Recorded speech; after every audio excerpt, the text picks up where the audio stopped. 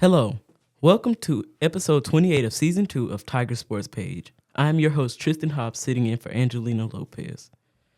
Tiger Sports Page is a weekly podcast and YouTube program dedicated to all things Lancaster ISD sports.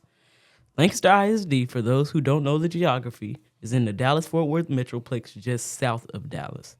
Lancaster High School, which is most of what we cover here on this podcast, is a member of the Texas University Interscholastic League and plays in the 6A division, which is the division with the largest schools and the biggest populations. We cover all of that here. On today's program, we're joined by our head football coach, Leon Paul. How are you doing, Coach Paul? Man, I'm blessed and highly favored. That's good. It's good to have you on our show. Always good being here. So as you know, Coach Paul, spring football is happening right now. We need you to explain the entire concept of spring football and what it means to the program and why. Okay, so spring football in the state of Texas, if you're a 6A or 5A program, you have a choice. It's either you can get 18 practices, 12 of those full padded practices, the rest of them can be helmets or walkthroughs. You can have those in the spring, or you can say, I don't want to have spring ball, and then you get an extra week of practice in the fall and you get an extra scrimmage. Me personally, I enjoy seeing what I have in the spring, what my team looks like in the spring. So when we go into summertime, I know exactly what I need to work on. Things that wasn't very strong in the spring, now in the summertime, I get a chance to get those stronger. Things that were strong in the spring, now I can go through with the fine-tooth comb and get those positions better as well. So I love spring ball. I believe our fans love spring ball. I know that the football players love spring ball. And then the thing about spring ball is also college coaches do spring ball. And when they're finished with their spring ball, they're able to come out and watch our practices so they can recruit our kids, not just based on film, but based on what they see out there during spring ball. That's great. We're ready for the spring ball season. What specific goals do you have set for this spring season for both your team and your individual players? Team goals is we need to get closer to 16. I've been here 4 seasons. First season, we played 12 games. When I say 16, we want to play in 16 games. That means that you're playing in the state championship. First year, we played 12 games, 4 games away. Second year, we played 12 games, 4 games away. Third year, we played 14 games. It was 2 games away, and we lost that in double overtime. Last season, our first season in 6A, we played 12 games and lost in overtime. So we're really knocking on the door. Now it's time to figure out what is it going to take for us to walk through it and actually play 16 games so we can compete for a state championship. That's great. Now, what about your individual players?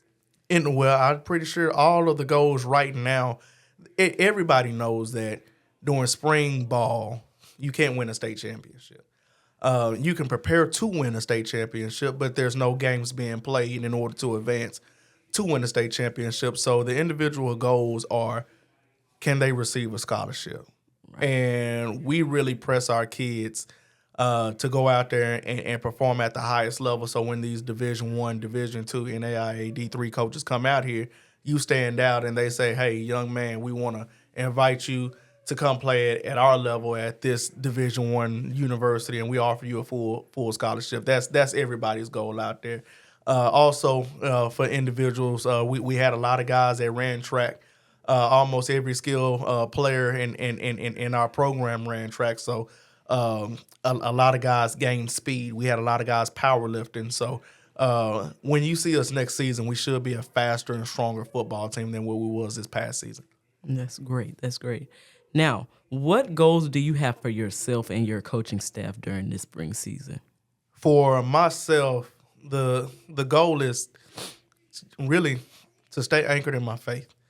No matter what happens in our season, stay anchored in my faith. And sometimes that's hard, but when you play the teams that we're playing, I mean, we open up with the state champions, North Crowley, and then we follow them up with Aledo that went to the 5th round. And then after that, we play Hebron that went to the 3rd round. And we're in our district of doom, where we have Duncanville, DeSoto, Waxahachie, Cedar Hill, all those type of schools that we have to play. And sometimes things don't go your way. But since when things don't go your way, that's when you have to really be strong in your faith and just know that what you're doing is all for a purpose. So that's really my main goal. And then my main goal is to grow more as a head coach. I always want to grow every year. I never want to be the same. And then for my staff, it's, we have a new challenge. This past season, we wasn't supposed to make playoffs. I mean, nobody picked us to make playoffs. All the professionals that pick districts, and they're normally 90% right, where they picked us not making playoffs, and we made playoffs. So now 6A knows that we're here. For the assistant coaches, their goals should be what are they going to do to get us over the top? What are they going to do in their individual positions to make sure that they're performing at the highest level? Because if we have everybody performing at the highest level, that means on Friday we're going to go out there and we're going to perform at the highest level. And you have to have that when you're playing the highest level of competition. Right. That's great. Now, moving past spring season into next year's 2025 football season, with the senior class graduating, how does that change affect the team? So it really doesn't. Although we miss all of our seniors that just graduated. Those guys have put their heart and soul in this program for 4 years, but everyone always knows like that's going to happen. Kids are going to graduate. Nobody can play high school football forever. So now it's time for new leaders to emerge. Now it's time for guys that didn't start last year that has an opportunity to start this year. Now it's time for them to step up and make sure that our production on offense and defense and special teams don't go down because we graduated somebody and somebody moved on to the next level. Right. So what lessons from last season are being carried over into how the team and coaching staff is preparing now? So many lessons. Last year, we should have took special teams way more serious early on, and that's why right now we're really hitting special teams hard during spring balls. Last year during spring ball, we focused so much on offense and defense, where special teams didn't get the same type of love, and we've already changed that. Next thing that we're working on discipline. There was a lot of times last year where we had some unsportsmanlike that we didn't have to have. So we're working on that this spring, and we're going to be working on that this summer. What a lesson that we learned is we can compete with anybody. When you look at the North Crowley game, we're one play away from winning that game. When you look at Alita, we're one play away from winning that game. When you look at the second round with Longview, and they went to the fifth round, we're one play away from winning those games. Now it's up to us to figure out how to win those games. We don't want to just be in the games. We want to win them. Yes, that's great. Now, we know that the primary goal is always to make it to the playoff tournament.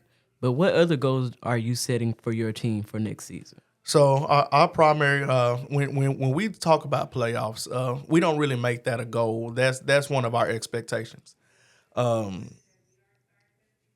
We expect to make playoffs. One of our goals is to play 16 games, which is going to take all of us playing our best every Friday. It's going to take the coaches coaching their best. It's going to take me managing the game at my best. It's going to take those players giving unwavering effort on every play. That's one. Those are the things that we're working on this spring. If we see anybody loaf, the whole team's going to pay for it, because if you loaf in the game, the whole team's going to pay for it. If you're not in giving your best effort when you're in coverage and they score, they ain't just score on you. They scored on Lancaster. So we're working on all that in the spring. Yes, that's good. Thank you so much, Coach. Have I forgotten to ask you anything, or do you have anything to add? The thing that I have to add is, man, I just appreciate all of our supporters, the supporters that are always with us, the good and bad. I appreciate our administration that goes above and out of their way to give us all the things that we need to be successful. I just want to appreciate and say a special thank you to everybody that comes and watches these young men play and always supports. Thank you for that. Thank you for tuning in this week. Come back next week as we will be interviewing our assistant athletic director, Christy Gaines. Those of you listening to the podcast on your favorite podcast app, either Apple Podcast or iHeart or Spotify, please like and rate us. That will allow us to appear higher in rankings and gain more listeners. If you are watching the YouTube feed, please like and subscribe to the channel. You'll be notified every time we post a new video. Tiger Sports Page is a production of the Weibo Podcast Network. It is produced with the cooperation of the Lancaster ISD Department of Athletics and the Lancaster ISD Department of Communications. Thank you again, Coach, and thank you for listening and watching. I'm Tristan, and we'll see you next week. Bye-bye.